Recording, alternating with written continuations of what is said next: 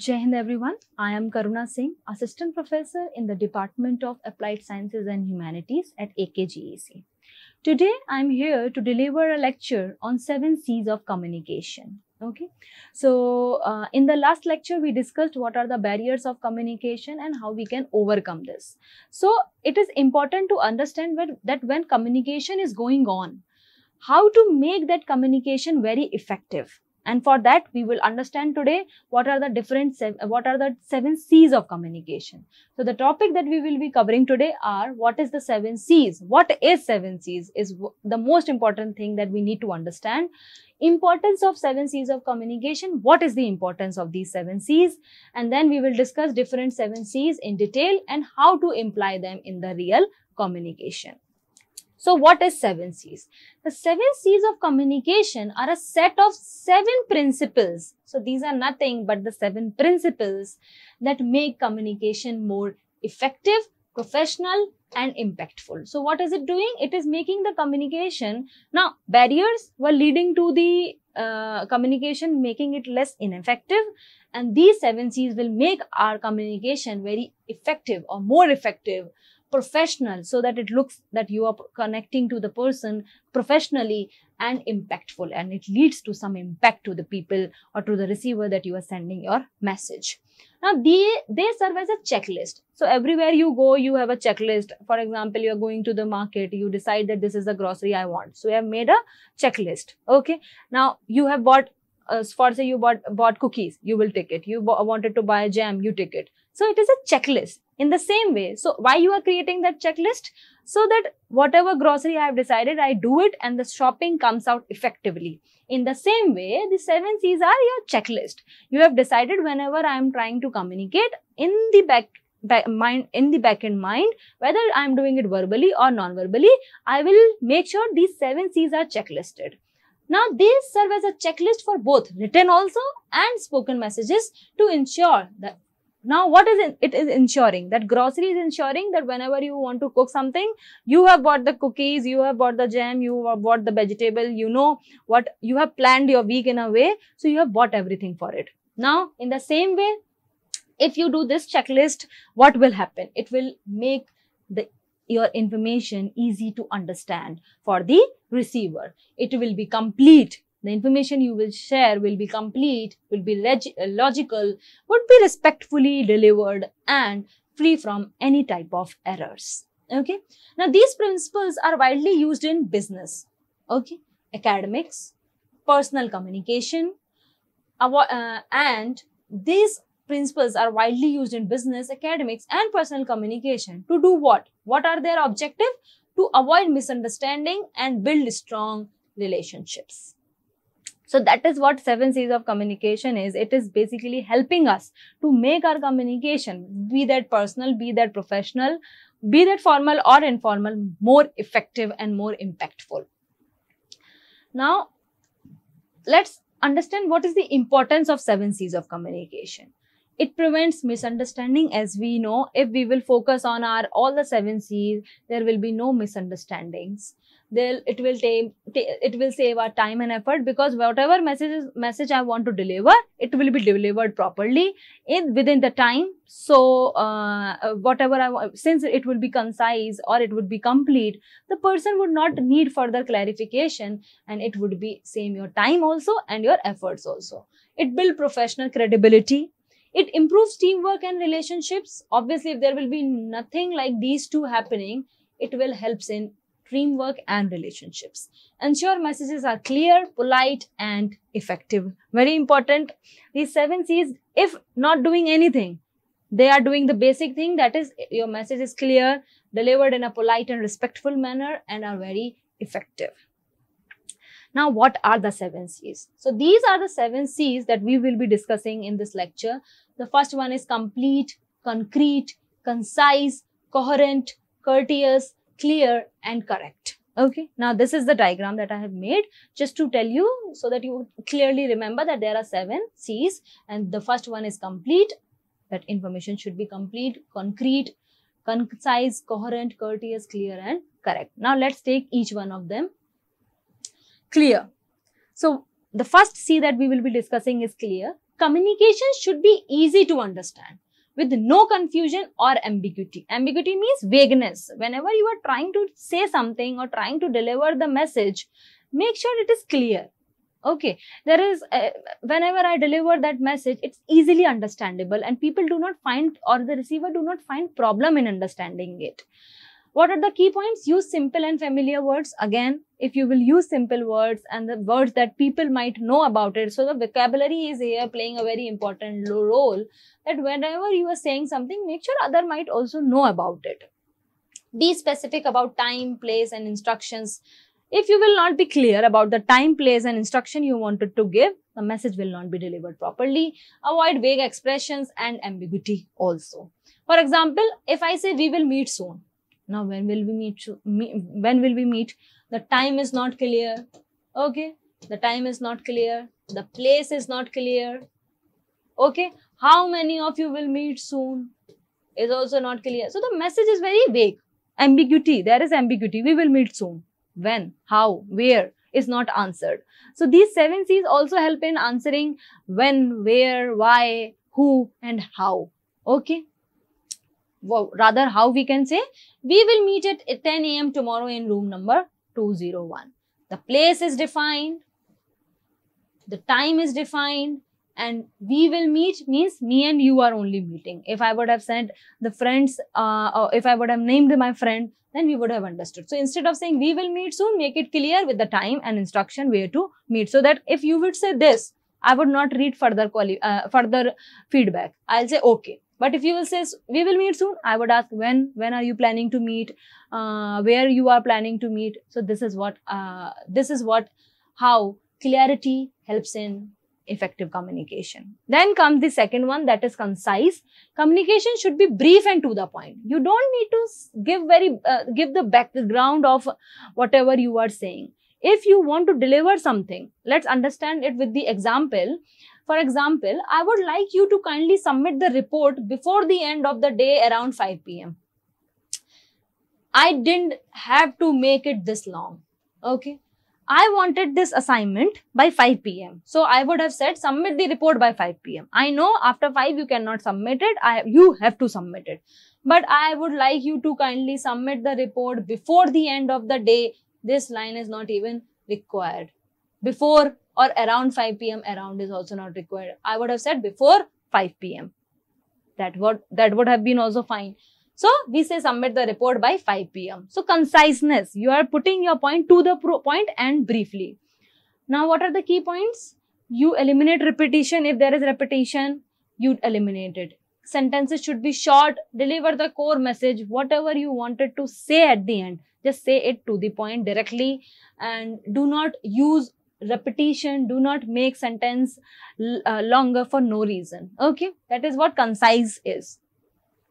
Then comes the third one, that is concrete. Communication should be specific and factual. Whatever you are saying, check it thoroughly, whether it is correct or not, whether whatever I am saying is factually right or wrong, logically correct or not. That's when you deliver the message. This supported with the example or data. Let's take example. Sales improved a lot. How much sales improved? How much it is improved? I have to tell the people. So what will I say? Sales grew by 15% in the last quarter. Now message is clear that it grew by how much? I know 15%. And when? In the last quarter. So whenever you are giving a message, make sure somehow these W's and H are clear. Why, when, where, what and how. These are clear. If even one W or either H is being fallen in that statement, that should be clear.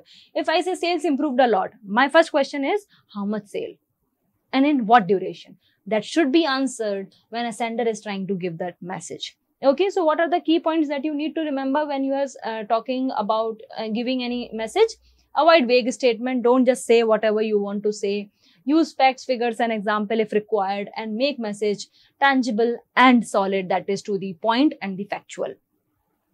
Then comes the another C, that is correct. Now correct, we understood that it should be accurate. There should be no mistakes, either grammatically or in any form. Spellings, grammar, vocab, this should not be wrong. Okay, so communication should be accurate, error-free and appropriate in language and content. Whatever content you are saying, if you are saying it formally, then it has to be appropriate. It has to be appropriate in the language. It has to be appropriate in while you are delivering it. For example, they are going to the meeting. What does this mean? This is spelling is wrong. Okay. So now here there is a error, vocab error. How you can say they are going to the meeting? Now what happens? You have done it correctly. So check grammar, spelling and facts before speaking or before writing. In speaking, you don't need grammar or spelling, but you need vocabulary. You need pronunciation. So check your pronunciation before you speak any word. Ensure names, dates and figures are correct if it is either it is a verbal or non-verbal communication. Use the right language for the audience. Choose a right, and I would also say not just right but appropriate language whenever you are speaking or giving any information. Then comes the coherent, also known as coherent, which is talking about logic. Okay, if you are making sure the message is correct, the message will be logical and consistent and well organized. Very important. Sometimes people want to say something, they say, then they forget what they were saying and they bring out some another topic, then they bring out another topic. So there is no logical flow of the message. It is not consistently arranged, it's not well organized, and it does not look good, especially in the written communication. Okay.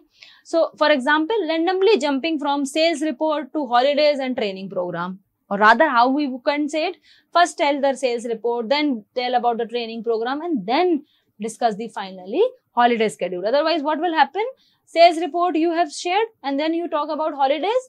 People are very happy about the holidays. They will never come out of this holiday and even think about training program. So you have to arrange it logically and properly so that the speaker, the receiver does not fall out of attention.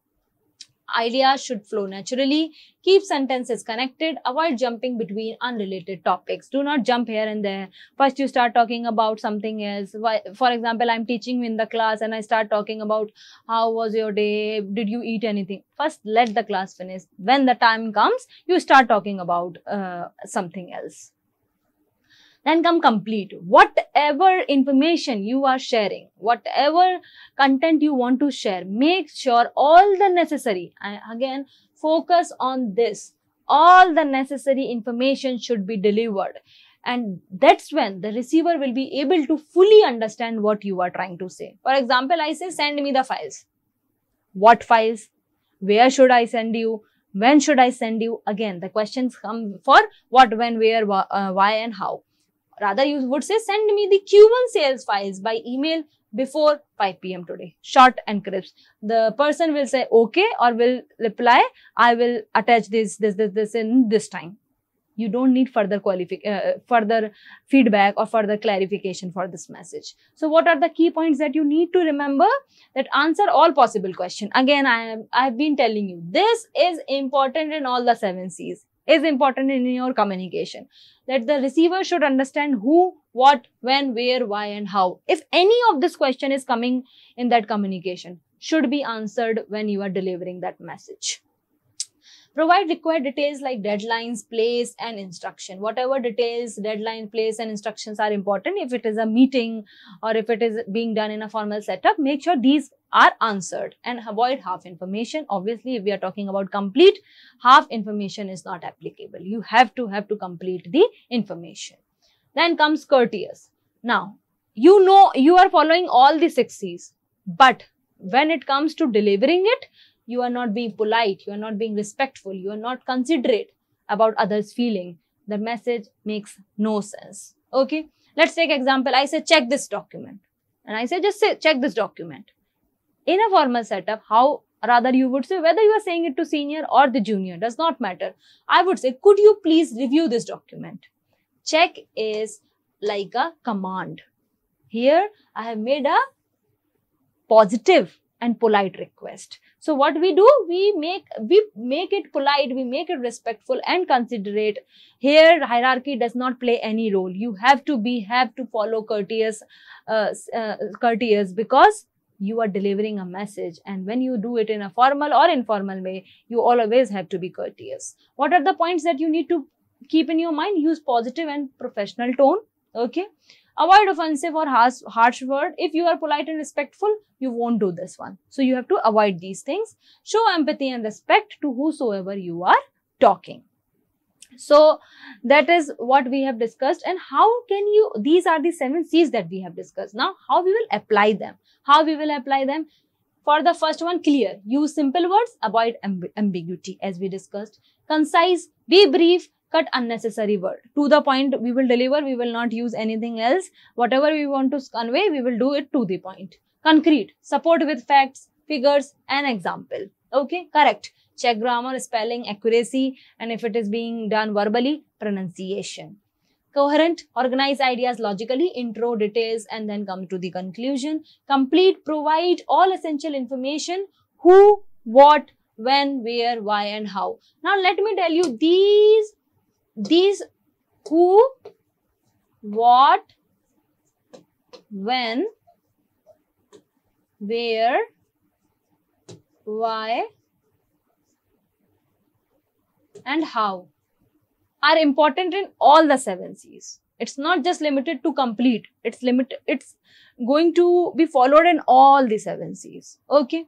Courteous, be polite, respectful, and considerate. So when you follow all these rules, the communication you want to do, even if it is about critically giving someone feedback, they would take it positively because how you deliver it is what makes sense. Okay. Now, let's take a quick recap of this lecture. We have discussed these 7 C's: clear, which means easy to understand and there is no ambiguity; concise, brief and to the point; concrete, specific with facts and examples; correct, accurate and error-free; coherent, logical and well-structured; complete, provides all necessary information; courteous, polite, respectful and considerate. So, what are the 7 C's that we have discussed? We have discussed clear, concise, concrete, correct, coherent, complete and courteous. So these are the 7 C's. If you use them in your communication, the communication will not just be effective, but also accurate, will also be complete, would also be concise and clear and will make the communication easy to understand. So that's it for this lecture. Thank you for listening. Jai Hind.